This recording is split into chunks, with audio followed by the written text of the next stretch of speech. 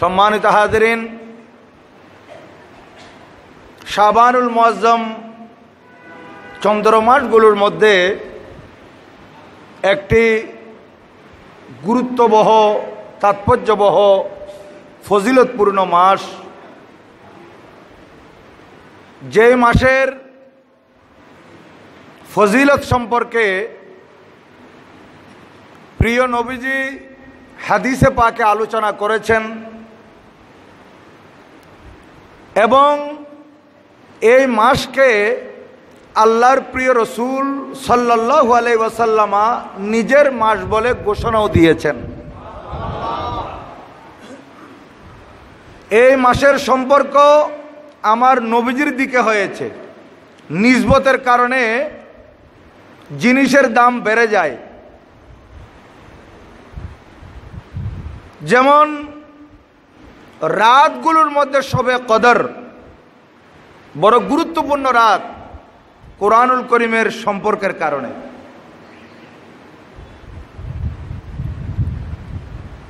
খানায়ে কাবা মক্কায়ে মুকাররমার শপথ আল্লাহ পাক নিয়েছেন কোরআনুল করিমে, লা উকসিমু বিহাযাল বালাদ।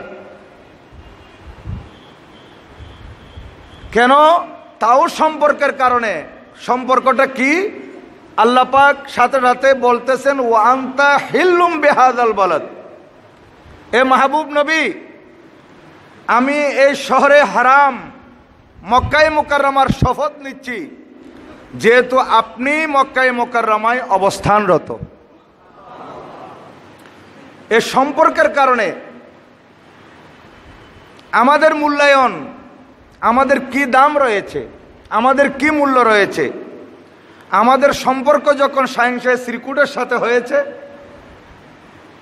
আলে রসুলের সাথে হয়েছে, আলে রসুলের দামন যখন আমরা ধরেছি, আমাদেরকে শাহেনশাহ শ্রীকুট গৌসে জামা মুর্শিদ বরক হুজুর আল্লামা সৈয়দ মোহাম্মদ তাহের শাহ মদ্দাজিল্লুল আলীর রুহানি সন্তান বলা হচ্ছে নিসবতের কারণে। অনুরূপভাবে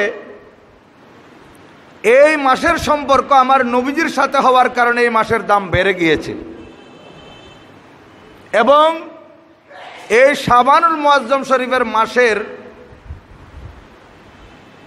মধ্যভাগে 14 তারিখ দিনগত 15 তারিখ রাতে, 15 তারিখ রাত বড় গুরুত্বপূর্ণ। এই রাতকে শবে বরাত বলা হয় এবং কোরআনুল করিমের ভাষায় এই রাতকে লাইলাতুম মুবারাকা বলা হয়েছে। হাদিস শরীফে এই রাতকে লাইলাতুন নিসফে মিন শাবান বলা হয়েছে। তাহলে দেখেন, শবে বরাত এই মাসে, এবং কোন মুফাসসির এই কথা বলেছেন যে ইন্নাল্লাহা ওয়া মালাইকাতাহু ইউসাল্লুনা আলান নবী। এই আয়াত যে আমরা দরুদ শরীফ পাঠ করি, দরুদ শরীফের যে আয়াত, এটিও নাজেল হয়েছে শাবান মাসে।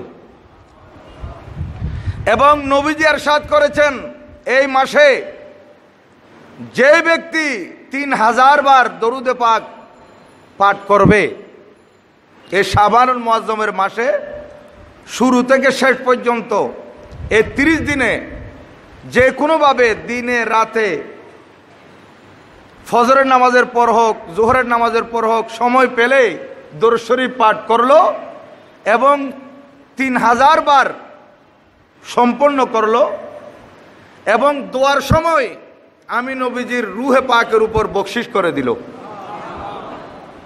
নবীজি ইরশাদ করেন, ওই উম্মতের উপর সুপারিশ করা আমি নবীজির উপর কর্তব্য হয়ে গেছে। আর এই শাবানুল মুআজ্জম শরীফের মাসে আমার নবীজি বেশি বেশি রোজা রাখতেন। হযরত আয়েশা সিদ্দিকা রাদিয়াল্লাহু তাআলা আনহা ইরশাদ করেন, ইয়া রাসূলুল্লাহ, আপনি এই মাসে বেশি বেশি রোজা রাখেন। আমার নবীজি বলেন, এটি শাবান মাস, বড় গুরুত্বপূর্ণ মাস। অন্য সাহাবী থেকেও বর্ণিত আছে, নবীজি বলেন এই মাসে বন্দার আমল আল্লাহর দরবারে পেশ করা হয়। তাহলে এই মাসে হযরত আয়েশা সিদ্দিকা রাদিয়াল্লাহু তাআলা ইরশাদ করেন, আমি নবীজিকে রমজানুল মুবারকের মাসে রোজা রাখা এটা তো ফরজ, এগুলা ফরজ রোজা। এই রমজানুল মুবারক মাস ব্যতীত অন্য মাসগুলোর মধ্যে এত বেশি রোজা রাখতে আমি দেখিনি যত বেশি রোজা রাখতে শাবান মাসে দেখেছি। শাবান মাসে আল্লাহর নবীজি বেশি বেশি রোজা রেখেছেন। এবং হাদিসে পাক এসেছে, আমার নবীজি বলেন এই মাসের মধ্যে একটি রাত আছে যে রাতকে বরাতের রজনী বলা হয়। হাদিসে পাকের মধ্যে লাইলাতুন নিসফে মিন শাবান বলা হয়েছে। এই রাত বড় গুরুত্বপূর্ণ রাত, বড় তাৎপর্যপূর্ণ রাত। এই মাসের মধ্যে এই রাত বড় ফজিলতপূর্ণ।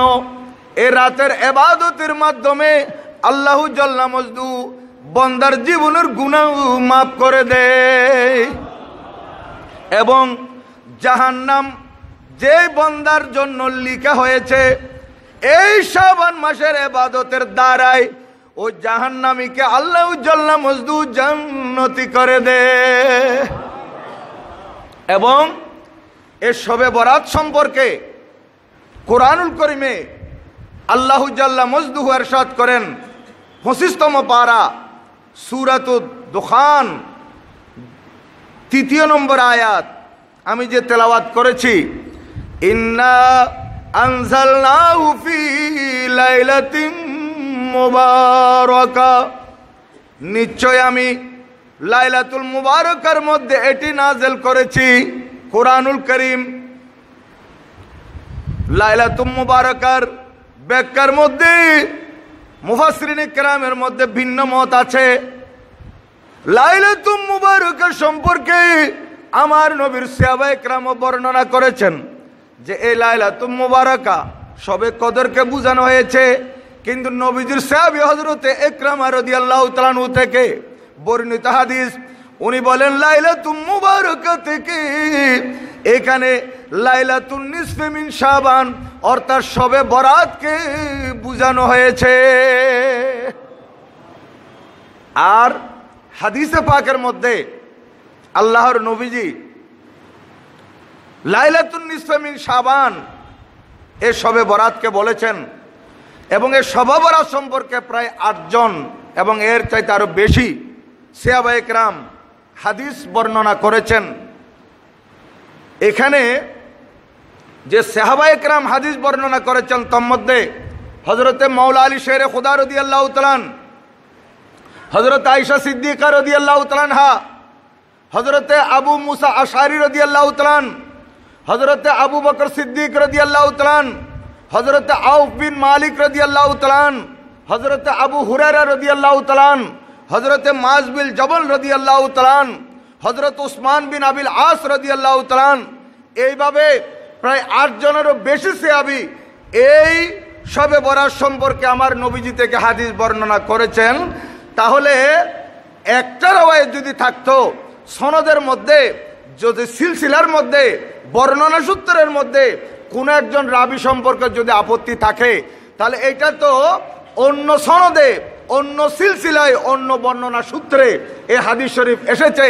তাহলে যেখানে 8 জন, 9 জন, 10 জন সাহাবী থেকে শবে বরাত সম্পর্কে হাদিস বর্ণিত হয়েছে, তাহলে এখানে দুর্বলতা বলতে আর কিছু থাকতে পারে না। এবং প্রতিজন সাহাবী হাদিস বর্ণনা করেছেন আমার নবীজি থেকে, এবং প্রতিটি হাদিসের মধ্যে লাইলাতুন নিসফে মিন শাবান শব্দ এসেছে, শবে বরাত শব্দ এসেছে। তাহলে লাইলাতুন নিসফে মিন শাবান মানে হচ্ছে শবে বরাত। এখানে কিছু কিছু লোক আমাদেরকে বিভ্রান্তিতে ফেলতে চায় যে শবে বরাত কোরআন হাদিসে নাই। আমি তো আপনাদের খেদমতে বারবার বলে থাকি, শবে বরাত কোরআন হাদিসে কিভাবে থাকবে? শবে বরাত এটা তো আরবি শব্দ নয়, কোরআন শরীফ নাযিল হয়েছে আরবিতে। শবে বরাত, শব এটা ফার্সি শব্দ, বরাতের রজনী কোরআন শরীফে নাই, বরাতের রাত নাই। তো রাত এটা তো বাংলা শব্দ। নাইট অফ ডেস্টিনি, ভাগ্যের রজনী, নাইট অফ ডিস্ট্রিবিউশন, বন্টনের রজনী, এগুলো তো ইংরেজি শব্দ। এগুলো কোরআন শরীফে কিভাবে থাকবে? কোনো ইংরেজ যদি বলে দ্য নাইট অফ ডেস্টিনি, এরকম কোনো শব্দ তো কোরআন শরীফে নাই। তা আপনারা সরাসরি বলবেন যে এটা তো ইংরেজি শব্দ, কোরআন শরীফ নাজেল হয়েছে আরবি শব্দ, আরবি ভাষায়। তো এই নাইট অফ ডেস্টিনির কোনো আরবি আছে কিনা কোরআন শরীফে, হাদিস শরীফে, এটা আমাদেরকে দেখতে হবে। তাহলে শবে বরাত হচ্ছে ফার্সি শব্দ, এটা কোরআন শরীফে থাকার কোনো অবকাশ নেই। এর শবে বরাতের আরবি কি আছে এটা দেখতে হবে। তাহলে আমরা দেখতেছি শবে বরাতের আরবি এটা লাইলাতুল মুবারাকা কোরআন শরীফে বলা হয়েছে, এবং শবে বরাতের আরবি লাইলাতুন নিসফে মিন শাবান হাদিস শরীফে বলা হয়েছে। আর আমি আপনাদের খেদমতে আরজ করি, এটা ফিতনার জমানা, ঈমান আকীদার উপর আক্রমণ চলছে, সাথে সাথে আমলের উপর আক্রমণ চলছে। বরাতের রজনীতে মানুষ ইবাদত করে, নফল নামাজ পড়ে। আমি মেরাজের রজনীতে ইবাদত সম্পর্কে কিছু ইবাদত আমি লিখে এটা ভাইদেরকে দিয়েছি, গৌসে কমিটির ভাই যারা এগুলো পাবলিশ করে, বিউটিফুল ইসলাম বিডির মধ্যে ওনারা দিয়েছেন। তো ওনাদের কাছে অনেক প্রশ্ন এসেছে, কোথায় আছে, কোন কিতাবে আছে, কিভাবে আসলো, এই ধরনের। তো এইবার আমি শবে বরাতের রজনীর আমল সম্পর্ক এগুলো ওনাদেরকে দিয়ে দিয়েছি গতকাল। হয়তো আজকে আপনারা পেতেও পারেন, আপনাদের কাছে এখানে দেওয়া হবে, ওনারা হয়তো লাগিয়ে দিবেন।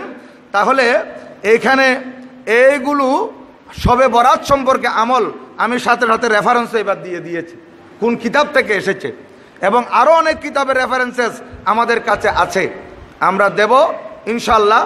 তাহলে এবাদত থেকে মানুষকে দূরে সরানোর পায়তারাও চলতেছে। এই জন্য আমাদেরকে সজাগ থাকতে হবে। এবং আমার এই তকরির যারা বিউটিফুল ইসলাম বিডির মাধ্যমে শুনবেন, এবং আপনারা যারা শুনতেছেন, সবার কাছে আমি অনুরোধ করতেছি, এই শবে বরাত সম্পর্কে কোরআন হাদিসের মধ্যে আলোচনা এসেছে। সাথে সাথে আমি আপনাদের খেদমতে বলতে চাই যে শবে বরাত, এই বরাতের রজনীতে আমরা নামাজ পড়ি, বরাতের রজনীতে আমরা কোরআনে পাক তেলাওয়াত করি, বরাতের রজনীতে আমরা কবর জিয়ারত করি, এগুলা হাদিসে পাক সম্মত। তাই আমি আপনাদের খেদমতে বলতে চাই, বরাতের রজনীতে যে আপনারা ইবাদত করবেন, এই ইবাদত থেকে আপনাদেরকে দূরে সরানোর পায়তারা চলতেছে। এবং বিশেষ করে একটি মহল টেলিভিশনের মধ্যে, চ্যানেলের মধ্যে সরাসরি আমার মতো এভাবে আবা কাবা জুব্বা পাকড়ি লাগিয়ে বলতেছে শবে বরাত কোরআন হাদিসে নাই। এই ধরনের মিথ্যাচার, জি, মুফতি ইব্রাহিম নামে এক ব্যক্তি, সে বলে শবে বরাত বলতে কোরআন হাদিসে নাই। তো তাকে যদি আমরা ধরি, তো টেবিল টকের মধ্যে আমরা বসি কিংবা কোথাও তার সাথে বসা যায়, সে বলবে যে আমি তো শবে বরাত কোরআন হাদিসে নাই বলছি, তো শবে বরাত দেখান কোরআন হাদিসে কোথায় আছে, এরকম বলে দিবে আর কি। তার কাছে তার কোনো উত্তর থাকার কোনো সুযোগই নেই, কারণ শবে বরাতের আরবি লাইলাতুন নিসফে মিন শাবান হাদিস শরীফে এসেছে। এবং আমি এখানে লিখে এনেছি, এগুলো অসংখ্য হাদিসে মুবারকা এসেছে শবে বরাত সম্পর্কে।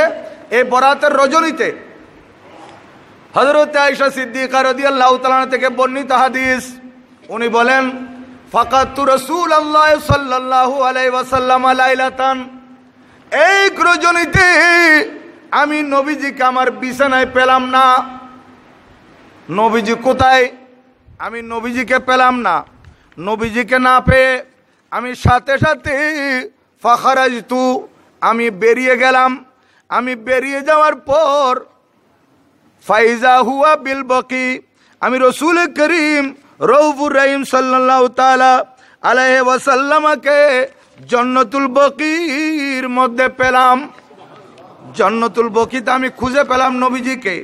নবীজিকে যখন আমি জান্নাতুল বকির মধ্যে খুঁজে পেলাম, তখন দেখলাম নবীজি ওই জান্নাতুল বকিতে আসমানের দিকে তাকিয়ে দোয়া করতেছেন। দোয়া শেষে নবীজি আমাকে বললেন, ও আয়েশা, ক্বালা আকুনতি তাখাফিনা আন ইয়াখিফাল্লাহু আলাইকা ওয়া রাসূলুহু, ও আয়েশা তুমি কি মনে করেছো আল্লাহ এবং আল্লাহ রসুল তোমার হক নষ্ট করবে? তখন তিনি বলেন, কুলতু ইন্নী জনন্তু আন্নাকা আতাইতা বাদা নিসাইক, ও আল্লাহর প্রিয় মাহবুব, আমি মনে করেছি আপনি কোন বিবি, অন্য কোন বিবি, অন্য কোন স্ত্রীর কাছে এসেছেন।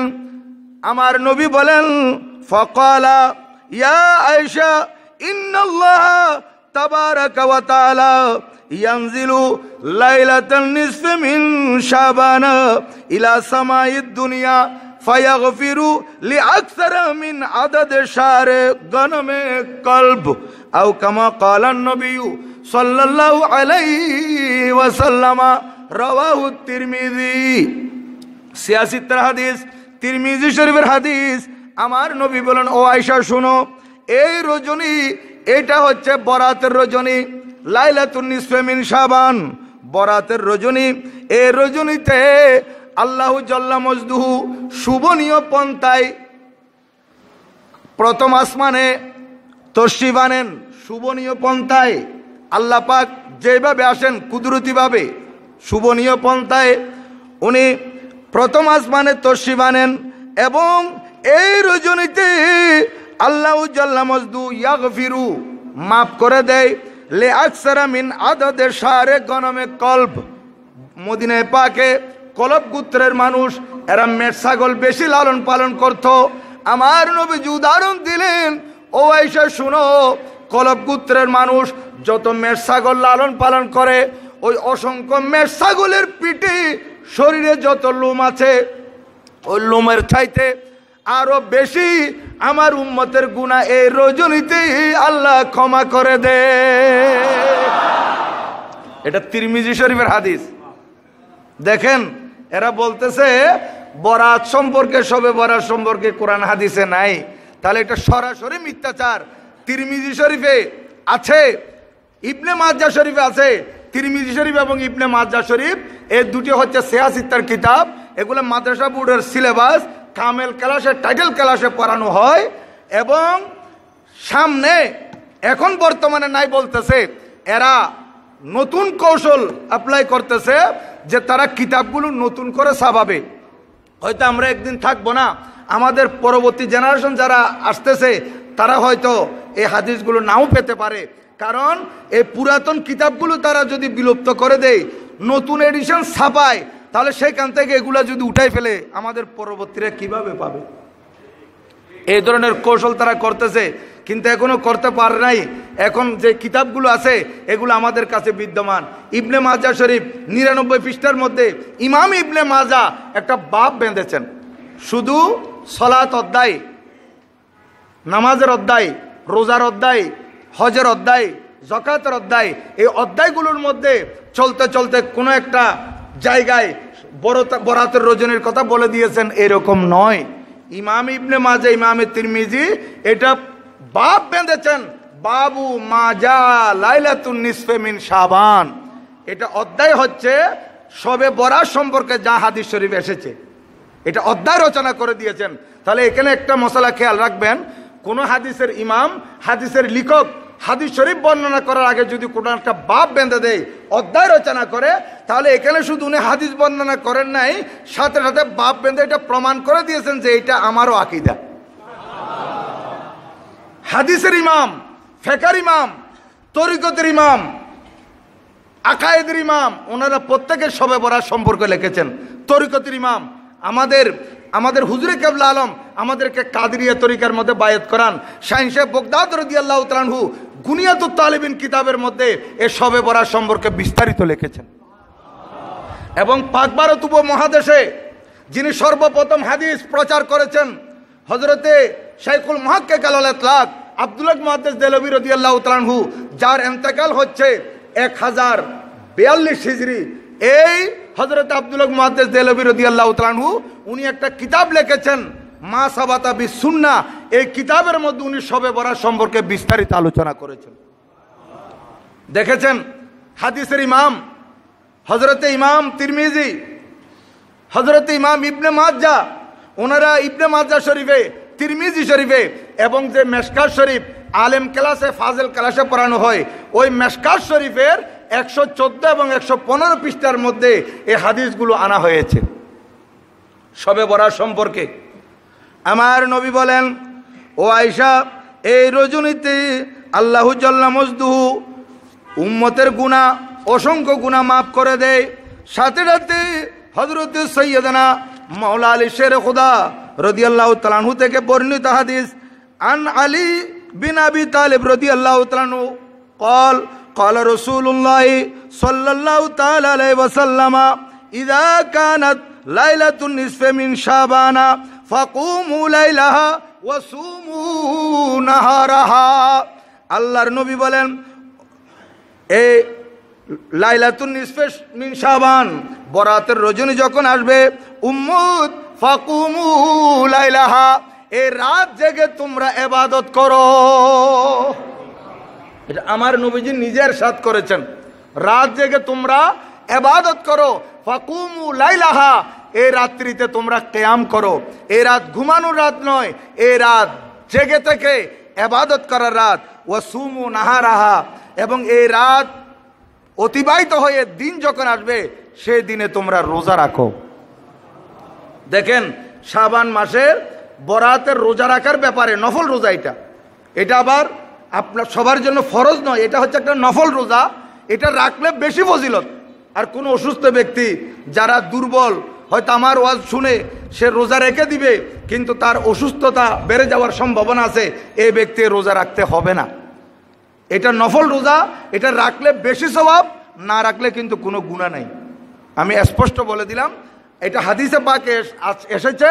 আল্লাহর নবীজি বলেন, বরাতের রজনী যখন আসবে, উম্মত ফাকুমু লাইলাহা ওয়াসুমু নাহারাহা, তোমরা এই রজনীতে রাত জেগে ইবাদত করো এবং দিনে তোমরা রোজা রাখো। সাথে রাতে নবীজি আরো বলেন, ফাইনাল্লাহা ইয়ানজিলু ফিহা লিগুরুবিশ শামসি ইলা সামাইদ দুনিয়া, এই রজনীতে শুভনীয় পন্থায় আল্লাহু জাল্লা মজদু প্রথম আকাশে আসেন এবং আওয়াজ দিতে থাকেন, আহ্বান করতে থাকেন। ফায়াকুল, আল্লাহু জাল্লা মজদুহু বন্দাদেরকে নেদা দেন, আওয়াজ দেন, আহ্বান করেন, আলা মিন মুস্তাগফিরিন ফাগফির লাহু, ও বন্দা, এমন কোন বন্দা আছো কিনা আমার কাছে গুনাহ মাফ চাওয়ার জন্য? বরাতের রজনী আজ আমি প্রথমাস পরে শুভনীয় পন্থায় এসেছি। বন্দা, তোমরা আমার কাছে গুনাহ মাফ চাও, আমি তোমাদের জীবনের গুনাহ মাফ করে দেব। ফাগফির লাহু, আলা আল্লাহু জাল্লা মজদু ও রজনীতে আরো বলেন, আলা মুস্তারজাকুন ফারজাকাহু, এমন কোন বন্দাও রিজিকের মধ্যে অভাবগ্রস্ত আছো, ভালোভাবে খেতে পারছো না, তোমার রিজিকের ফরাগতি যদি তুমি চাও, আমার কাছে দৌলত চাও, আজ বরাতের রজনী বন্দা আমার কাছে চাও, আমি তোমার রিজিক বাড়িয়ে দেব। আলা মুবতালাইন, এমন কোন বন্দা আছো যাকে ডাক্তার ফেরত দিয়েছে, অসুস্থ, তুমি রুগী, বিছানায় মৃত্যু যন্ত্রণায় কাতরাচ্ছ, আজ বরাতের রজনী আমার কাছে তুমি সেবা চাও। বন্দা, আমি ফাউআফিয়াহু, আমি বন্দা, যে বন্দা আমার কাছে সেবা প্রার্থনা করবে, রোগ থেকে সেবা পাওয়ার জন্য, আরোগ্য লাভ করার জন্য, রোগ মুক্তির জন্য আমার কাছে প্রার্থনা করবে, আমি জটিল কঠিন রোগকে দূর করে দিয়ে ওই বন্দাকে সম্পূর্ণ আরোগ্য করে দেব। হাদিসে পাক। আলা কাজা, আলা কাজা, আছো এরকম কোন বন্দা, আছো এরকম কোন বন্দা, হাত্তা তাতলু আল ফজর, এটা ফজর তুলো হওয়া পর্যন্ত আল্লাহ পাক এইভাবে বন্দাদেরকে আওয়াজ দিতে থাকেন। আমার নবীজি বলেন, এই বরাতের রজনীতে জিবরিল আমিন আমার কাছে এসেছে, এসে বলতেছে, ইয়া রাসূলুল্লাহ, আপনি একটু বাইরে আসুন। আমি বাইরে আসলাম, আমার নবীজিকে জিবরিল আমিন বলেন, ইয়া রাসূলুল্লাহ, আপনি আসমানের দিকে তাকান। নবীজি বলেন, আমি আসমানের দিকে তাকালাম, দেখলাম আসমানের রহমতের 300 দরজা খোলা রয়ে গেছে, রহমতের দরজা খোলা, এবং সেখানে আহ্বানকারী আহ্বান করতেছে, ফাতুবা লিমান ইয়ামাল খায়রান ফি হাযিহিল লাইলা, এই রজনীতে যে বান্দা আমলে খায়ের ভালো আমল করেছে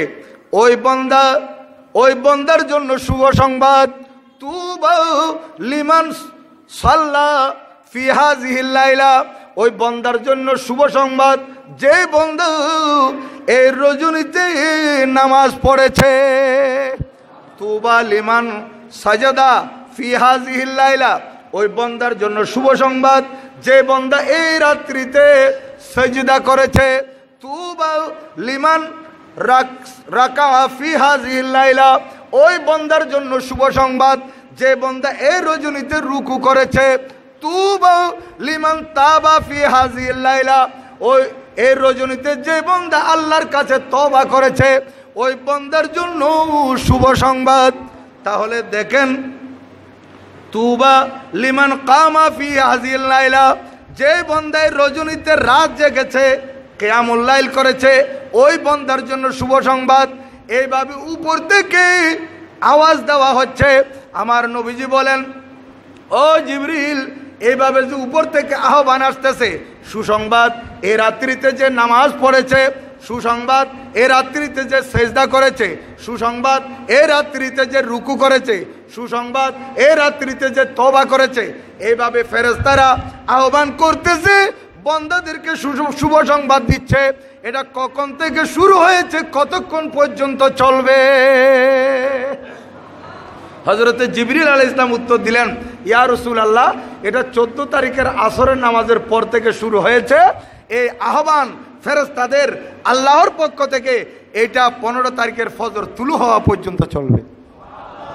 তাহলে সারা রাত ফেরেশতারা উপর থেকে আহ্বান করতে থাকে, যে বান্দা এই রাত্রিতে ইবাদত করেছে তার জন্য সুসংবাদ, যে বান্দা এই রাত্রিতে তওবা করেছে তার জন্য সুসংবাদ, যে বান্দা এই রাত্রিতে কিয়াম করেছে তার জন্য শুভ সংবাদ। তাহলে শবে বরাত সম্পর্কে এতগুলো হাদিসে পাক আসার পরও যারা এই কথা বলতেছে টেলিভিশনের চ্যানেলে, শবে বরাত কোনো কোরআন হাদিসে নাই, আমি বলবো এগুলো শয়তান হচ্ছে দুই প্রকার।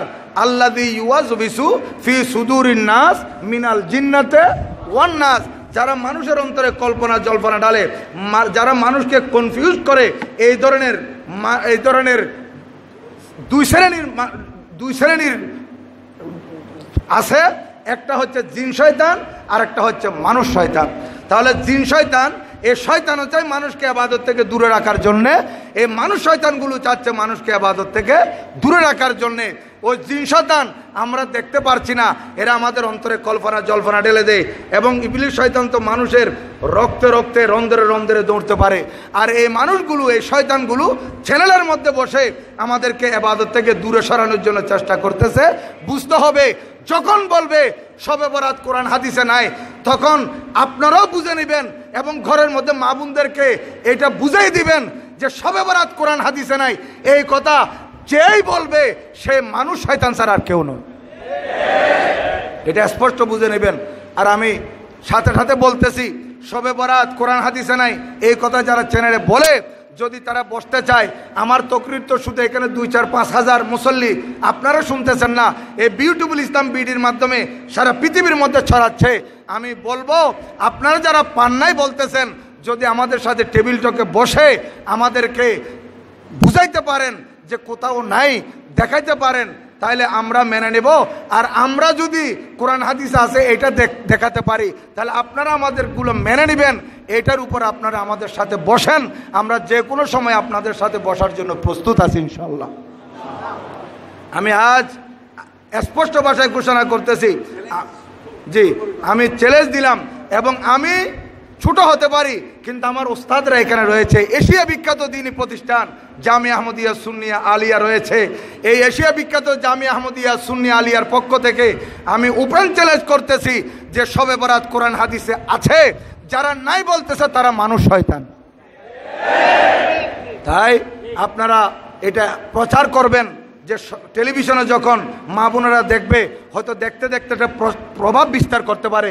অনেক সময় মানুষ দুঃখের মধ্যে পড়ে যায় যে চ্যানেলের মধ্যে মৌলানা বলতেছে, উনি তো জামিয়ার মসজিদে মিম্বরে বসে যিনি বলতেছে ওনার থেকে হয়তো আরো বড় মৌলানা হইতে পারে। আমি বলবো ভাই, এগুলো বড় মৌলানা নয়, এরা তো মৌলানা সেজেছে, কারণ এরা কারো দালালি করতেছে, কারো এজেন্ট হয়ে কাজ করতেছে।